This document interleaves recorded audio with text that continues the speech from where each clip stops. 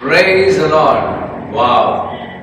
இந்த ஆண்டு துவங்கி 7 மாதங்கள் ரொம்ப விரைவா ஓடிடுச்சு இல்ல. 8வது மாதத்தின் முதல் நாளிலே காலையிலே உங்களை பார்ப்பதை குறித்து ரொம்ப சந்தோஷம். இந்த மாதத்துக்கான வாக்குத்தத்தத்தை நாம் இப்பொழுதும் தியானிக்க இருக்கிறோம். ஆமோஸ் தீர்க்கதரிசன புஸ்தகம் 9ஆம் அதிகாரம் 14ஆம் வசனத்தை நாம் தியானிக்க எடுத்துக்கொண்ட வசனமாக இருக்கிறது. 9ஆம் அதிகாரம் 14. என் ஜனமாகிய இஸ்ரவேலின் சிறை இருப்பை திருப்புவேன்.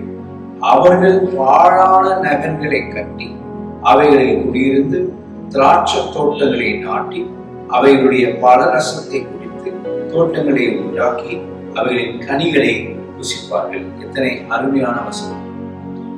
இழந்ததை மீட்டு தருகிற தேவன். அதுதான் இந்த மாதம் முழுவதும் நம்ம அதை கான்சென்ட்ரேட் பண்ணி ஆண்டவர் சமூகத்துல whatever that we have lost, God assures us this month God will restore everything you have lost, my friends. ரொம்ப அழகா இருக்கு அந்த வசனத்தின் ஆரம்பமே, என் ஜனமான இஸ்ரவேலின் சிறை இருப்பை மாற்றுவேன். அது மட்டும் இல்ல, இந்த ஆமோஸ் புஸ்தகம் முழுவதும் இஸ்ரவேல் ஜனங்கள் பாவத்தையும் அதற்கான நியாய தீர்ப்பையும் பேசக்கூடிய ஒரு புஸ்தகமா இருக்கு. இந்த வசனம், இந்த எக்ஸ்க்ளூசிவான இந்த 14ஆம் வசனம், this verse is God's promise of restoration after devastation. எல்லாம் அழிந்து போன நிலைமையில, எல்லாம் இழந்து போன நிலைமையில இதுக்கு மேல முன்னேறதுக்கான வழிவாசனை இல்லை அப்படின்னு சொல்லுகிற நேரங்களிலே கொடுக்கப்பட்ட வாக்கு. புத்தகத்தின் முடிவில தான் இங்கு எழுதப்படுகிறது, தேவன் நம்பிக்கையின் கதவை திறக்கிறார். அல்லேலூயா! எல்லாரும் அல்லேலூயா சொல்லலாம். அல்லேலூயா! தேவன் சொல்றார், நான் மாற்றுவேன், நான் கட்டுவேன், நான் ஆசீர்வதிப்பேன், நான் அதை அனுபவிக்க வைப்பேன். சில பேர் ஆசீர்வாதம் இருந்தோம், ஆசீர்வாதத்தை அனுபவிக்க முடியாமல் இருக்கிறாங்க. இந்த புதிய மாதத்திலே, இந்த ஆகஸ்ட் மாதத்திலே, இந்த விடுதலையின் மாதத்திலே, இந்த சுதந்திரத்தின் மாதத்திலே எவைகளெல்லாம் இழந்த விசுவாசிகளாக அல்லது இதை பார்த்து கொண்டிருக்கக்கூடிய யாரெல்லாம் இயேசு அறியாத மக்களாக இருக்கலாம், எதெல்லாம் இழந்திருக்கிறீர்களோ, கர்த்தர் உங்கள் வாழ்க்கையிலே அவைகளெல்லாம் மீட்டு தருகிற தேவன் மட்டுமல்ல, அந்த கனியை புசிக்கவும் அந்த காரியங்களை அனுபவிக்க கர்த்தருக்கு நம்முடைய வேலையா இருக்கலாம், நம்முடைய குடும்ப காரியங்களா இருக்கலாம், உடல் நலமா இருக்கலாம், ஈவன் நம்முடைய ஊழியமா இருக்கலாம், அவருடைய வாழ்க்கையா இருக்கலாம். எந்த நிலையில இருந்தாலும் இந்த வசனம் நமக்கான தேவனின் வாக்குத்தத்தமாக இருக்கு. ஆமென்.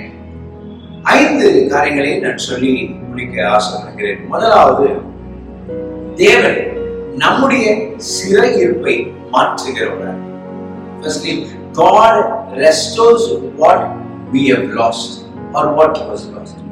ஆமோஸ் 9:14 ஆரம்பத்திலே சொல்லப்படுகிறது, என் ஜனமான இஸ்ரவேலின் சிறையிருப்பை மாற்றுவேன். அப்ப இங்க சிறையிருப்பு என்பது சிறைச்சாலை மட்டுமல்ல, பயத்தின் சிறை சிலருக்கு, கடலின் சிறை, நோயின் சிறை, வியாதி, பாவத்தின் சிறை, மனவேதனையின் சிறை, தோல்வியின் சிறை, இதெல்லாம் ஒரு சிறையாக சிலருக்கு இருக்கு. மனிதனால் முடியாததை தேவன் நிச்சயமாக மாற்ற வல்லமை உள்ளவராக இருக்கிறார். அப்படி உண்மையா விசுவாசிங்கன்னா அன்னையில பாக்குறவங்க நீங்க கமெண்ட் பண்ணுங்க, எஸ் மை காட், அவர் மாற்ற வல்லமை உள்ளவராக இருக்கிறார். சங்கீதம் 126ஆம் அதிகாரம் 1ஆம் வசனம் சொல்லுது, கர்த்தர் சீயோனின் சிறை இருப்பை திருப்பின போது மக்கள் கனவு காண்பது போல இருக்கு. எப்படி? அது மட்டும் புதிய ஏற்பாட்டிலே யோவான் 38ஆம் அதிகாரம் 36ஆம் வசனம் சொல்லுது, குமாரன் உங்களை விடுதலையாக்கினால் மெய்யாகவே விடுதலையாக ஆகுவீர்கள். Yes, only if the Son sets us free, we will be freed. இயேசு கிறிஸ்துவாகிய குமாரன் நம்மை விடுதலையாக்காமல், நமக்கு சுதந்திரத்தை கொடுக்காமல் நம்மால் சுதந்திரமாய் விடுதலையாய் இருக்க முடியாது. அதனால்தான் இந்த மாதிரி கர்த்தர் சொல்லுகிற காரியம், சிறை இருப்பை, எதெல்லாம் சிறையாக இருக்கிறதோ, சிறையின் அனுபவம் போல இருக்கிறதோ, அதெல்லாம் மாற்ற வல்லமை உள்ளவர். சின்ன பறவை என்ன சொல்றது, அந்த கூண்டுக்குள்ள அடைக்கப்பட்ட போது சிறை, அதுக்கு சிறகுகளா இருக்கும், ஆனா அந்த கூண்டுக்குள்ளே இருந்து பழகின பறவைக்கு பறக்க அப்படி தெரியாது. ஆனா அந்த கூண்டின் கதவை திறந்த மாத்திரத்துல எப்பா போதண்டா அப்படின்னு சொல்லிட்டு பறக்க ஆரம்பிக்கிறது போலதான் நம்முடைய வாழ்க்கையின் கதவையும் இந்த மாத்திரை கத்த திறக்க இருக்கிறார். சிறை, பயமாகிய சிறை, தோல்வி எனக்கூடிய சிறை, வியாதி எனக்கூடிய சிறை, பாவம் எனக்கூடிய சிறை, அவையிலிருந்து கர்த்தர் கதவை திறந்து ஆசீர்வாதத்துக்குள்ளாக கர்த்தர் நம்மை அனுப்ப இருக்கிறார். சரியான உதாரணம் பார்த்தீங்கன்னா யோசேப்பு குழியில போடப்பட்டான், அடிமையாக விற்கப்பட்டான், சிறையில அடைக்கப்பட்டான். 17 ஆண்டுகள் நினைச்சுக்கீங்களேன். தேவன் ஒரே நாளிலே அவனை எகிப்தின் பிரதம மந்திரியாக உயர்த்தினார். எப்படிங்க? குழி,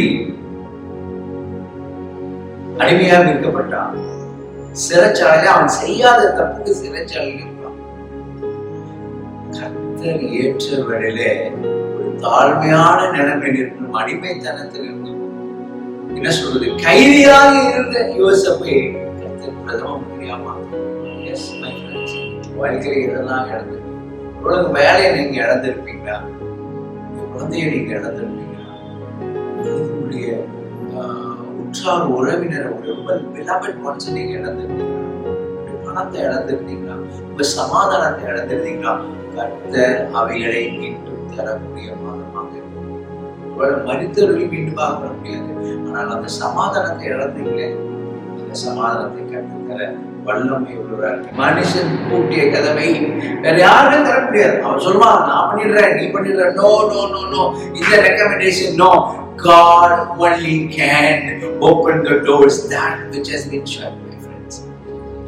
காலவெளியிலே பார்த்து கொண்டிருக்கக்கூடிய உங்களுக்கு 7 மாதங்கள் அநேக காரியங்கள் கூட்டப்பட்ட நிலைமையில் இருந்தால் இந்த காரியங்களை திறக்க. இரண்டாவதாக, தேவன் பாழான வாழ்க்கையை மீண்டும் கட்டுகிறவராக. God rebuilds what is broken. எவைகள் உடைக்கப்பட்ட நிலைமையில் இருக்கு, சிறையிருப்புகள் வாழ்க்கையில சிறையிருப்பு போனது, ஆனா உடைஞ்சிருக்கே, எல்லாம் உடைஞ்சிருக்கே. அவங்க 14 சொல்லுது, அவர்கள் பாழான பட்டணங்களை கட்டி குடியிருப்பார்கள். அப்ப பாழான பட்டணம் என்ன? உங்க குடும்பம் உடைஞ்ச நிலைமையில இருக்கா? உடைந்த உறவுகள், உடைந்த மனம், உடைந்த கனவு. நான் ரொம்ப ட்ரீம் பண்ண பாஸ்டர், என்னவோ நான் கனவு காட்டு வச்சிருந்தேன், எல்லாம் உடைஞ்ச நிலைமையில இருக்கு. உங்க ஊழியம் உடைஞ்ச நிலைமையில இருக்கா? தேவன் உடைத்ததை தூக்கி எறியவில்லை, அதை மீண்டுமாக கட்டுகிறார். God doesn't throw away those things which are broken, but he rebuilds it. அதை மீண்டுமாக கட்டுகிற தேவனாகிறார். இந்த மாதத்துல துவங்கக்கூடிய காரியமா இருக்கு. ஏசாயா 61:4 என்று நினைக்கிறேன்.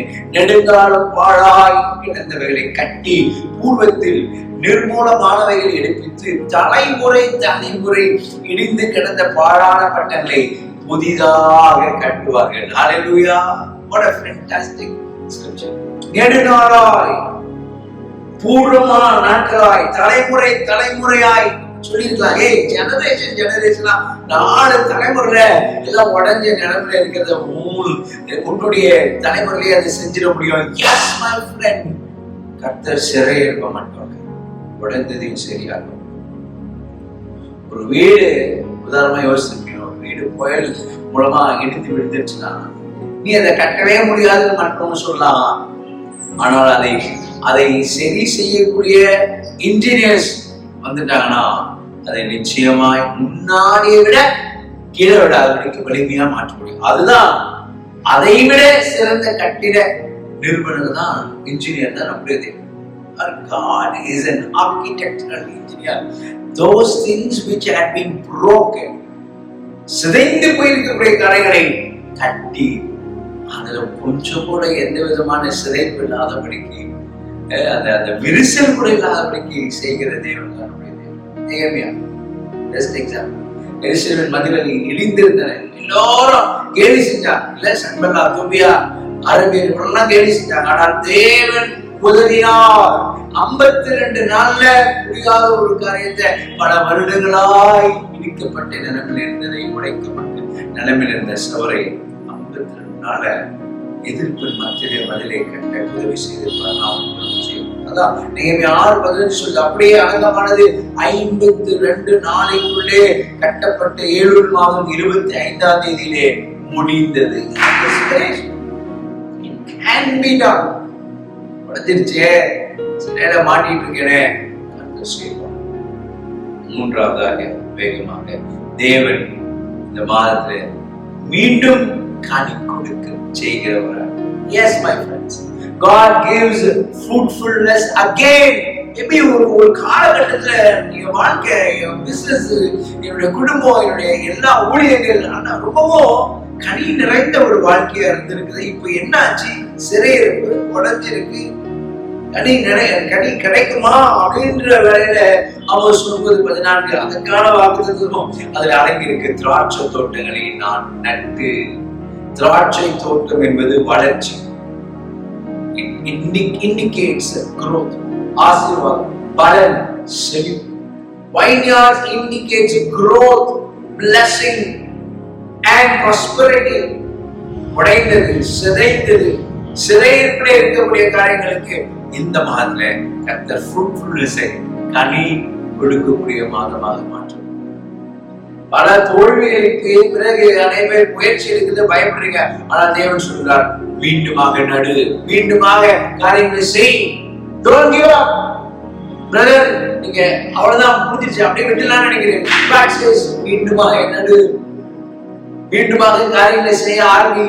Apply again, try again, don't give up. பக்கத்துல சொல்லுங்க, don't give up. 2ஆம் அதிகாரம் 25ஆம் வசனம் சொல்லுது, வெட்டுக்கிளி தின்ற வருடங்களை நான் திரும்ப தருவேன். ஆமாங்க, எல்லாம் போயிடுச்சு, எல்லாமே நாசம் பண்ணிட்டாங்க, எல்லாமே அடிச்சுட்டு போயிட்டாங்க.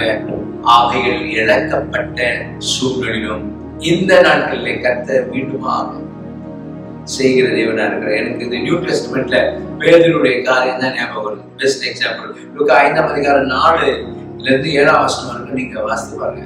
இரவு முழுதும் மீன் இல்லை. பேதுரு சொல்றார், ஆழத்துக்கு, அதான் மீண்டுமாக நடு என்று அர்த்தம். ஆழத்துக்கு போ. அவர் மீண்டுமாக வலை போட்டார். இந்த முறை வலை கிழியும் அளவுக்கு மீன்கள் கிடைத்தன. எப்படிங்க? இயேசுவுடைய வார்த்தை. There is a power in Jesus' words, not in our words. நம்முடைய வார்த்தை, அதாவது நம்முடைய வார்த்தையை யாக்கோபு சொல்றது அழிக்கவும் கட்டவும் தக்கதான வார்த்தை. அதெல்லாம் நடக்காது, இதெல்லாம் கிடைக்காது, இதெல்லாம் முடியாதுன்னா அப்படியேதான் நடக்கும். இல்ல, என் தேவனார், இல்ல I can do all things through Christ who strengthens me. என்னை பலப்படுத்துகிற கிறிஸ்துவினாலே என்னால் எல்லாம் செய்ய ஆகும். சொல்லி பாருங்க, செய்ய ஆரம்பிங்க. கர்த்தர் மேல விசுவாசமா இருங்க. அது ஒரு விவசாயி, ஒரு ஃபார்மர் முதல் ஆண்டுல அவன் வைக்கிறான், பயிரில் இழந்துடலாம். ஆனா விவசாயத்தை விடாம அவன் பிடிச்சிட்டு இருக்கான். அடுத்த ஆண்டுல அவன் திரும்பி செய்யும்போது நல்ல மழை பெய்யுது. முன்பு இழந்ததை விட அதிகமான அறுவடையை அவன் அறுத்தான். அப்படியாக இருக்குமானால் தோல்வி முடிவல்ல, தேவனோடு மீண்டுமாக துவங்கக்கூடிய காரியங்களை கர்த்தர் இந்த மாதிரி செய்ய. Failure is not the end game for you, because God is going to prosper you once again if you don't give up. நீங்க give up பண்ணலனா கர்த்தர் மீண்டுமாக அதை கட்டி கனித்தருகிற ஒரு காரியங்களை செய்கிறார். 4ஆவதாக தேவன் உழைப்பின் பலனை அனுபவிக்க செய்ய போறார். எவ்வளவு வேலை செய்யறாங்க, எவ்வளவு சம்பாதிக்கிறேன், எல்லாமே பொருத்தலான பையில மகன் வேலை செய்யறான், மகன் வேலை செய்யறான், மனைவி வேலை செய்யறாங்க, சம்பளம் வருது, கணவன் வேலை செய்யறாங்க, 4 பேர் எங்க வீட்டுல வேலை செய்யறோம். ஆனா ஒண்ணுமே இல்லை. அந்த காரியங்கள் எல்லாம் கர்த்தர் வாழ்க்கையில் செய்ய வேண்டிய காரியங்களை செய்ய ஆண்டவருக்கு கொடுக்க வேண்டிய முக்கியத்துவத்தை நாம் கொடுத்து தேவனை கனப்படுத்துகிற விடலை கர்த்தர் உங்கள் பலனை அனுபவிக்க செய்யும். ஆமோஸ் 9:14 அவைகளின் ரசத்தை பருகுவார்கள், கனிகளை ருசிப்பார்கள். நான் பார்த்ததே இல்லை பாஸ்டர். புதுசா சம்பளம் வாங்கி ரொம்ப பெருசா இருந்தது, 10ஆம் தேதிக்குள்ளே எல்லாமே காலியா போயிடுது. God is going to change it. கர்த்தர் காரியங்களை மாற்றுவார். நீங்க என்னெல்லாம் தவறான காரியங்களை செய்து கொண்டிருக்கிறோம் அதெல்லாம் விட்டு ஆரம்பிச்சுங்க, அதெல்லாம் விட்டு கர்த்தர் காரியங்களை செய்வார். சிலர் வீடு கட்டுகிறார்கள், ஆனா வாழ முடியல. இல்ல, நிறைய பேர் வீடு கட்டிருக்கீங்க, ஆனா அதுக்குள்ள போக முடியாம, பிரவேசிக்க முடியாம அனுபவிக்க முடியாது. சிலர் நிறைய வேலை செய்றீங்க, அதை அனுபவிக்க முடியல. ஆனா தேவன் இந்த மாதம் சொல்லிருக்க தெரியுமா, நீ உழைத்த ஆசீர்வாதத்தை நீயே அனுபவிப்பார், உன் குடும்பம் அதை அனுபவிக்கும். பிரசங்கி 3:13 மனுஷர் யாவரும் தங்கள் சகல பிரயாசத்தின் பலனையும் அனுபவித்து தேவனுடைய அனுக்கிரகம் உண்டாகும். The favor of God will rest upon you, and whatever you have been doing, my friends, you will eat of it. You will be satisfied. அதுக்கு பெஸ்ட் எக்ஸாம்பிள் யோசிப்புதான். 13 ஆண்டுகள் கஷ்டப்பட்டார். பிறகு அரண்மனை தேவன் அவனை உயர்த்தி அவன் உழைப்பின் பலனை அனுபவிக்க வைத்தார்.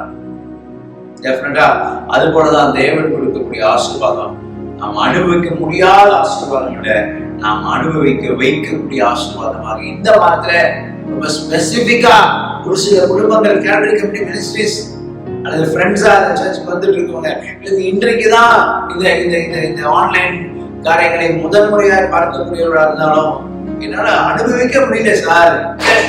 You are going to eat of whatever you've been doing. அப்படியாக கர்த்தர் செய்வாரானால் அது ருசி பார்க்கிறவர்கள் எங்களோடு தொடர்பு கொடுங்க. சபைக்கு வாங்க, அடையாளத்தில் இருக்கக்கூடிய கேலரி கமிட்டி சர்ச்சுக்கு வாங்க. இல்லை எங்களுக்கு தொடர்பு கொள்ளுங்க. எங்களுடைய வாட்ஸ்அப் கால் மூலமா வாட்ஸ்அப் மூலமா எங்களோடு தொடர்பு கொள்ளுங்க. Because God, I believe God is going to do something this month. If you believe, நீங்க விசுவாசித்தால் கர்த்தர் அந்த மகிமையை காண கர்த்தர் கிருபை செய்வார். கடைசியாக 5வதாக தேவனுடைய ஆசீர்வாதம் நிலைத்து, தேவனுடைய ஆசீர்வாதம் டெம்பரரியில பெர்மனன்ட் நிலைத்திருக்கும். அவர் 9:15 சொல்லப்படுகிறது, அவர்கள் இனி பிடுங்கப்பட மாட்டார். It shall not be taken away. நீங்க சம்பாதிச்சு அவ்வளவுதான் எடுத்துட்டு போயிடணும். இது வரைக்கும் அப்படி இருக்குது. கர்த்தர் அப்படி விட மாட்டார். தேவன் தரக்கூடிய ஆசீர்வாதம் சில நாட்களுக்கு அல்ல, அது நிலையானது. It is permanent. நீதிமொழிகள் 10:22 கர்த்தருடைய ஆசீர்வாதமே ஐஸ்வர்யத்தை தரும், அதனோடு அவர் வேதனையை கூட்டார். நல்ல ஒரு ஆழமான வேறுள்ள மரம் எப்படிப்பட்ட காற்று, பெருங்காற்று, சுனாமி எது வந்தாலும் நிற்கும்.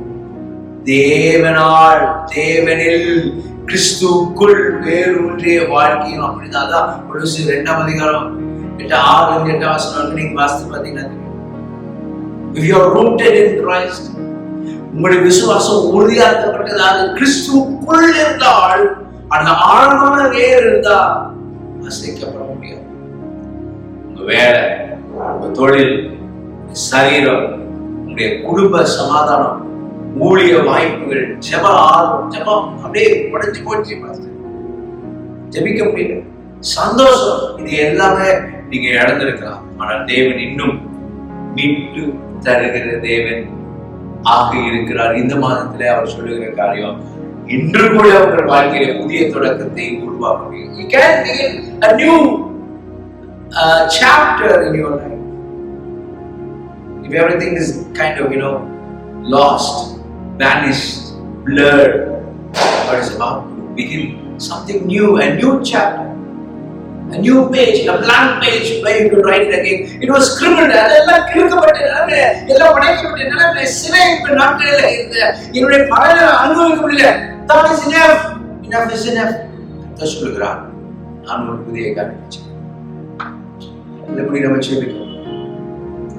இழந்ததை மீண்டும் தருகிறவர் யார்? வேற யாரும் அல்ல, தேவன். உடைந்ததை கட்டுகிறவர் யார்? உடைய இயேசு. வெறுமையான வாழ்க்கையை நிரப்புகிறவர் யார்? அவர் நம்முடைய தேவன். சாத்தான் திருடலாம், ஆனால் தேவன் திரும்பி உங்களுக்கு எனக்கு தருகிற தேவனா. கண்ணீர் வந்து கொண்டிருக்கலாம், பல நாளாய், பல மாதங்களாய், ஈவன் சில ஆண்டுகளாய் கண்ணீர் சிந்து கொண்டிருக்கிற, என்னால காரியங்களை அனுபவிக்க முடியலையே, தொலைஞ்சு போன நிலைமையில இருக்கனே, எல்லாத்தையுமே தொலைச்சிட்டேனே master. God is about to do something. உங்கள் சிறையை கர்த்தர் மாற்ற வல்லமை உள்ளவராக இருக்கிறார். அப்ப 9:14 சொல்றது நமக்கு, அதாவது இந்த 4 காரியங்களை நான் மீண்டுமாக உங்களுக்கு நினைப்பூட்டணும். தேவன் நம்முடைய சிறையிருப்பை மாற்றுகிறார். இரண்டாவதாக தேவன் பாழான வாழ்க்கையை மீண்டுமாக அவர் கட்டுகிறவராக இருக்கிறார். மூன்றாவதாக தேவன் மீண்டும் கனி கொடுக்க செய்ய போகிறார். நான்காவதாக கடைசியாக தேவன் உழைப்பின் பலனை அனுபவிக்க வைக்க போகிறார், செய்ய போகிறார். இந்த மாதிரி இந்த காலை வேளையில இந்த ஆன்லைன்ல பார்த்து கொண்டு இருக்கக்கூடிய கல்வாரி கமிட்டி சபை விசுவாசிகளா இருக்கலாம், வேற சபை விசுவாசிகள், அல்லது நீங்கள் நண்பர்களா இருக்கலாம், இயேசுவை அறியாத மக்களா இருக்கலாம். உங்க வாழ்க்கையின் சிறிய, உங்கள் வாழ்க்கையை உடைந்த காரியங்கள், அனுபவிக்க முடியாத இந்த காரியங்கள்லாம் நீங்கள் மீண்டுமாக அனுபவிக்க கிருபை செய்ய போகிறார். பல ஆண்டுகளாய் நீங்கள் இழந்ததை நீங்கள் நினைத்து, அல்லது சில மாதங்களால் இழந்த சில காரியங்கள் நினைத்து அழுது கொண்டிருக்க வேண்டாம் என்று சொல்கிறார்.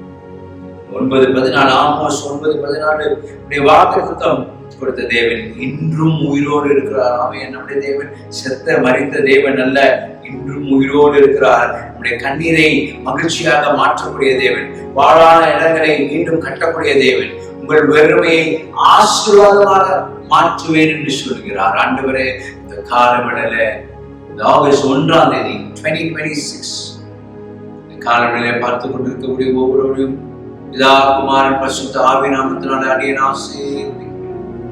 என்னென்ன காரியங்களை இழந்திருக்கிறார்களோ, எதெல்லாம் உடைக்கப்பட்ட நினைக்கிறேன், எதெல்லாம் அனுபவிக்க முடியாத நினைப்பில் இருக்கிறதோ, ஆண்டவரே அவைகள் எல்லாம் மாற்றி, ஆண்டவரே இந்த 4 காரியங்களை நாங்கள் பார்த்தமே, நீங்கள் சிறையை மாற்றுகிறது, எங்கள் வாழாத வாழ்க்கையை மீண்டுமாக கட்டப்போகிற தேவன், கட்டி கொண்டு இருக்கக்கூடிய தேவன், கட்ட போகிற தேவனா இருக்கிறேன்.